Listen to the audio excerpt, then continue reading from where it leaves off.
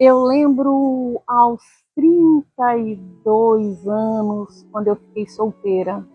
Eu já tinha meu filho, o Rafa, tinha saído de um relacionamento de 14 anos, que não tinha sido um bom relacionamento, tinha sido um relacionamento muito abusivo. E eu só sabia de uma coisa da minha vida. Eu só sabia que nunca mais eu queria passar por aquele relacionamento. Eu nunca mais queria estar com uma pessoa que não fizesse sentido para mim. Eu fui me recuperando da saída desse relacionamento, porque ninguém sai de um relacionamento desse inteiro. Ninguém sai de um relacionamento desse pronto para entrar em outro. Eu passei lá pelo meu período de ajuste, de cura, de entender o que tinha me levado a viver um relacionamento abusivo de 14 anos. Isso era o mínimo que eu tinha que fazer. Além de entender por que eu já tinha sido amante, por que as minhas escolhas para homens sempre eram ruins. Às vezes a pessoa fala assim, ai, eu só encontro homem que não presta, só tem homem que não presta, eu tenho dedo podre, todo cara que se aproxima de mim é safado, mas às vezes são as suas escolhas. Então o mínimo que eu tinha que fazer era entender por que eu sempre estava vivendo essas enrascadas aí com os homens. E eu fui entendendo as minhas carências, eu fui entendendo meus problemas de baixa autoestima, eu fui aprendendo muita coisa sobre mim e muita coisa feia, muita coisa frágil, muita coisa que eu não gostava. Eu não fui me empoderando, ao contrário, eu fui diminuindo, eu fui me sentindo cada vez mais humilhada diante da vida, diante das circunstâncias. Mas era a minha realidade, era tudo que eu já tinha passado, bom ou ruim, coisas maravilhosas e coisas horríveis. Quantas mulheres aqui também passam, às vezes mais, às vezes menos, não passaram, mas vão passar. E aí isso foi a primeira coisa que eu fiz. E assim que meu coração foi ficando mais leve, a segunda coisa foi, poxa, eu quero encontrar uma pessoa legal. Eu quero achar uma pessoa que vai fazer sentido na minha vida, mas eu não sei muito bem como encontrar, eu não sei quais são os critérios, eu não sei o que essa pessoa precisa ter, eu não fazia ideia de como escolher, porque eu vinha há tanto tempo com uma vida tão bagunçada que eu não sabia no que pensar primeiro, o que é importante e o que não é importante numa pessoa. Então foi um momento que, por eu ainda estar muito bagunçada, com uma identidade muito confusa, eu pedi isso para Deus. Eu falei, eu não sou capaz de escolher hoje essa pessoa. Então eu peço que o Senhor, eu nem pedi que ele me ensinasse a escolher, eu pedi que ele escolhesse essa pessoa para mim. E eu entendi que nesse período que eu pedi que Deus escolhesse essa pessoa para mim, eu entendi que ele estava me ensinando a escolher. Ele ainda estava trabalhando, ele ainda estava fortalecendo. Uma coisa muito interessante que ele me mostrou é que, sim, a atração física era algo muito importante para mim. Eu não podia deixar isso de lado, porque eu queria um cara que fosse bom. Depois de tanto homem ruim, eu queria um cara que fosse bom, e para mim isso bastava. Eu entendi que isso não bastava. Eu entendi que existia mais, existia uma sexualidade a ser restaurada, existia um desejo, uma paixão a ser vivida. E aí eu descobri uma segunda coisa. Eu só beijaria um homem que fizesse sentido para mim e que eu só faria sexo com um homem que fizesse sentido para mim. Eu tivesse atração, desejo. E assim foi. O tempo foi passando, eu tive um namorado, namoramos um tempo, mas ele não era essa pessoa, nós acabamos terminando. E aí eu encontrei o Jal. E quando eu encontrei o Jal, aparentemente, o Jal tinha todos os requisitos, mas tem algumas coisas que a gente só aprende depois. Tem algumas coisas que a gente só vai vendo com o tempo, se a pessoa realmente tem ou não. Mas o Jal fez sentido para mim do ponto de vista da atração física, da nossa intimidade. Ele fez sentido para mim socialmente. Eu tinha orgulho dele, eu admirava, eu gostava da maneira como ele me assumia e me honrava diante das pessoas. Não, sabe, era muita admiração. Espiritualmente ele fazia um sentido assim incrível, porque a gente falava sobre fé e a gente conversava e muitas vezes a gente cantava juntos músicas que a gente gostava. Então, aquilo foi mostrando para mim que ele realmente era a pessoa. Por que eu estou falando tudo isso para vocês? Porque muitas pessoas querem simplesmente esperar a pessoa certa. Esperar a pessoa certa é um pouco preocupante, porque o que você está fazendo enquanto você espera? A espera, ela vem O caminhar, ela vem do trabalho. A espera, ela vem cheia de construções que servem para você. A espera, ela vem cheia de maturidade. A espera vem cheia de capacidade de você melhorar e conseguir selecionar aquilo que é bom e que não é, e conseguir enxergar. Então, o momento da espera de uma pessoa não é um momento passivo. Ele é um momento ativo em relação a você. Só que ele não é um momento ativo em relação a sair buscando as pessoas e querendo fazer com que as pessoas caibam na sua vida a todo custo. Tirei uns dias para descansar porque eu estava precisando e nesses dias eu encontrei com três mulheres que conheciam o nosso trabalho. Uma mulher casada com os filhos, que estava com a irmã, os filhos também, e os pais, que estava tirando uma folga dos maridos. Encontrei uma pastora que também trabalha com casais.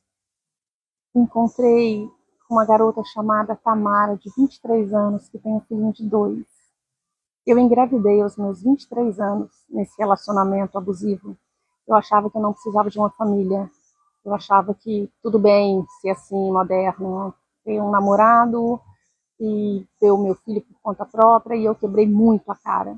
Às vezes a gente conta essas mentiras pra gente para poder satisfazer aquilo que a gente quer a todo custo. Todas essas mulheres me fizeram pensar. A Tamara me fez pensar muito porque eu lembrei de mim nessa idade. E eu pensei em todas as coisas que eu desejei na minha vida e todas as coisas que eu desejei muito. Não tem nada de errado você desejar alguém, não tem nada de errado você desejar algo, não tem nada de errado você desejar uma viagem, um trabalho, não tem nada de errado você desejar um casamento, em desejar um filho, não tem nada de errado em desejar. O problema está em quando esse desejo se torna maior que tudo na sua vida, a ponto de você não conseguir enxergar seus valores e seus princípios. No meu caso, eu corri o risco que o meu desejo de ter um parceiro, meu desejo de amar alguém, meu desejo de ter uma vida com alguém, eu corri o risco que esse desejo fosse maior que o meu principal valor, que é Deus. Eu queria tanto, em alguns momentos eu só enxergava isso, Deus só existia para me dar isso que eu queria tanto. Quase assim, não a esse ponto, mas quase a esse ponto.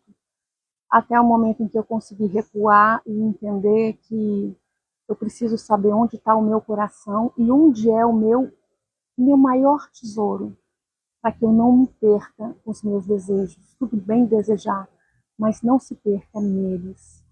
Meu coração está em Deus, é ali que está o meu tesouro, é ali que está o lugar para onde eu vou correr sempre que tudo der errado. Todo mundo precisa desse refúgio, todo mundo precisa desse ponto de referência, todo mundo precisa desse valor acima de todos os outros valores, para você comparar os seus desejos, principalmente para você comparar as pessoas que estão na sua vida e as pessoas com quem você está se relacionando ou quer se relacionar. Eu lembro aos 32 anos, quando eu fiquei solteira. Eu já tinha meu filho, o Rafa, tinha saído de um relacionamento de 14 anos, que não tinha sido um bom relacionamento, tinha sido um relacionamento muito abusivo. E eu só sabia de uma coisa da minha vida. Eu só sabia que nunca mais eu queria passar por aquele relacionamento. Eu nunca mais queria estar com uma pessoa que não fizesse sentido para mim. Eu fui me recuperando da saída desse relacionamento, porque ninguém sai de um relacionamento desse inteiro. Ninguém sai de um relacionamento desse pronto para entrar em outro. Eu passei lá pelo meu período de ajuste, de cura, de entender o que tinha me levado a viver um relacionamento abusivo de 14 anos. Isso era o mínimo que eu tinha que fazer. Além de entender por que eu já tinha sido amante, por que as minhas escolhas para homens sempre eram ruins. Às vezes a pessoa fala assim, ai, eu só encontro homem que não presta, só tem homem que não presta, eu tenho dedo podre, todo cara que se aproxima de mim é safado, mas às vezes são as suas escolhas. Então o mínimo que eu tinha que fazer era entender por que eu sempre estava vivendo essas enrascadas aí com os homens. E eu fui entendendo as minhas carências, eu fui entendendo meus problemas de baixa autoestima, eu fui aprendendo muita coisa sobre mim, e muita coisa feia, muita coisa frágil, muita coisa que eu não gostava. Eu não fui me empoderando, ao contrário, eu fui diminuindo, eu fui me sentindo cada vez mais humilhada diante da vida, diante das circunstâncias. Mas era a minha realidade, era tudo que eu já tinha passado, bom ou ruim, coisas maravilhosas e coisas horríveis. Quantas mulheres aqui também passam, às vezes mais, às vezes menos, não passaram, mas vão passar. E aí isso foi a primeira coisa que eu fiz. E assim que meu coração foi ficando mais leve, a segunda coisa foi, poxa, eu quero encontrar uma pessoa legal. Eu quero achar uma pessoa que vai fazer sentido na minha vida, mas eu não sei muito bem como encontrar, eu não sei quais são os critérios, eu não sei o que essa pessoa precisa ter. Eu não fazia ideia de como escolher, porque eu vinha há tanto tempo com uma vida tão bagunçada que eu não sabia no que pensar primeiro, o que é importante e o que não é importante numa pessoa. Então foi um momento que, por eu ainda estar muito bagunçada, com uma identidade muito confusa, eu pedi isso para Deus. Eu falei, eu não sou capaz de escolher hoje essa pessoa. Então eu peço que o Senhor, eu nem pedi que ele me ensinasse a escolher, eu pedi que ele escolhesse essa pessoa para mim. E eu entendi que nesse período que eu pedi que Deus escolhesse essa pessoa para mim, eu entendi que ele estava me ensinando a escolher. Ele ainda estava trabalhando, ele ainda estava fortalecendo.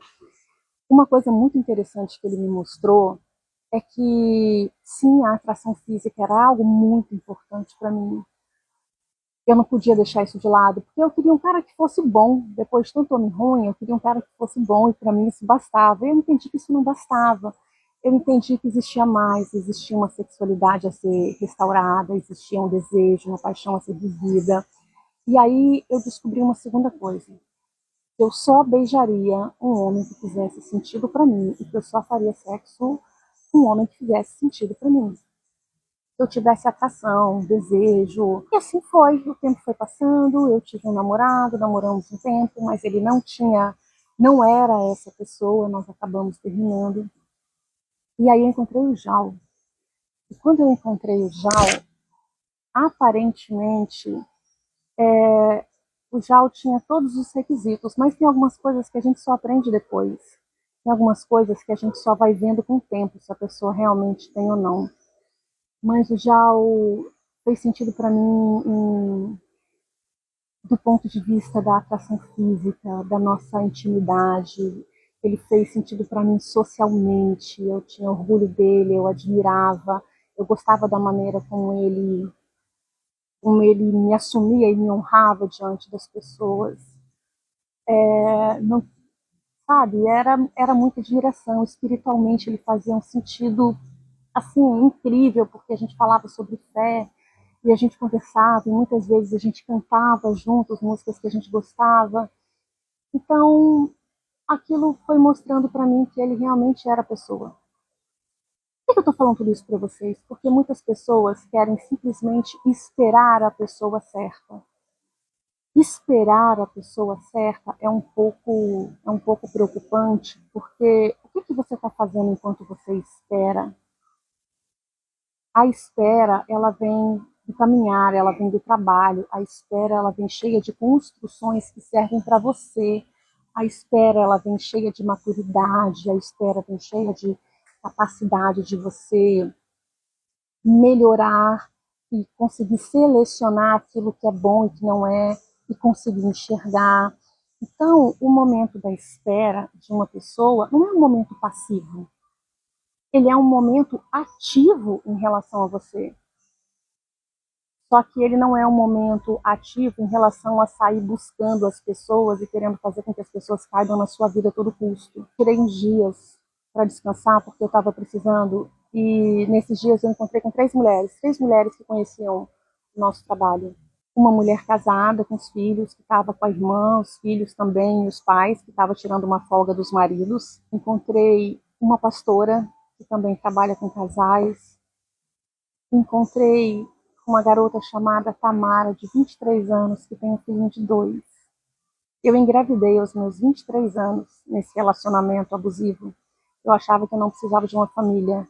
Eu achava que tudo bem ser assim, moderno, ter um namorado e ter o meu filho por conta própria, e eu quebrei muito a cara. Às vezes a gente conta essas mentiras pra gente para poder satisfazer aquilo que a gente quer a todo custo. Todas essas mulheres me fizeram pensar. A Tamara me fez pensar muito porque eu lembrei de mim nessa idade. E eu pensei em todas as coisas que eu desejei na minha vida, em todas as coisas que eu desejei muito. Não tem nada de errado você desejar alguém, não tem nada de errado você desejar algo, não tem nada de errado você desejar uma viagem, um trabalho, não tem nada de errado você desejar um casamento, em desejar um filho, não tem nada de errado em desejar. O problema está em quando esse desejo se torna maior que tudo na sua vida, a ponto de você não conseguir enxergar seus valores e seus princípios. No meu caso, eu corri o risco que o meu desejo de ter um parceiro, meu desejo de amar alguém, meu desejo de ter uma vida com alguém, eu corri o risco que esse desejo fosse maior que o meu principal valor, que é Deus.